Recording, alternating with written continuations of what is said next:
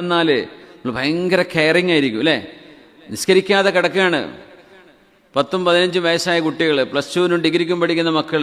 ഉറങ്ങിക്കോട്ടെ, ഇന്നലെ എക്സാമിന് പഠിച്ചതല്ലേ, ക്ഷീണം ഉണ്ടാവും. സുബഹിക്ക് എണീക്കാതിരിക്കുമ്പോഴേ നമ്മളവിടെ അവരുടെ ശരീരത്തെ നമ്മൾ സ്നേഹിക്കുന്നു. ഇവിടെ ആത്മാവിനോട് നമുക്ക് സ്നേഹമുണ്ടെങ്കിൽ വിളിച്ചുണർത്തൂലേ, മോനെ ക്ഷീണുണ്ടെന്നൊക്കെ അറിയാം, എണീക്ക്, നിസ്കരിച്ചിട്ട് വേണമെങ്കിൽ ക്ഷീണുണ്ടെങ്കിൽ നീ കിടന്നോ, കുഴപ്പമില്ല, തളർന്നിട്ടല്ലേ, നിസ്കരിക്ക്.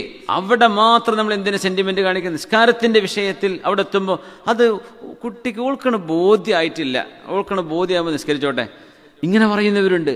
എത്ര ഗൗരവമാണത്. ഹിജാബ് ധരിക്കണില്ല, അവര് ഹിജാബ് ധരിക്കാതെ നടക്കുന്ന പെൺകുട്ടിയെ എന്തേ മക്കളോട് എനിക്കത് പറയുന്നത് ഇഷ്ടമല്ല, ഇപ്പോഴത്തെ കുട്ടികളല്ലേ, അവരോട് നിർബന്ധിച്ചാൽ അവർക്ക് ഇഷ്ടപ്പെടൂലല്ലോ, എന്നിട്ട് ഓൾക്ക് എന്നാ ബോധ്യപ്പെടണം അന്ന് ഓള് ചെയ്തോളും.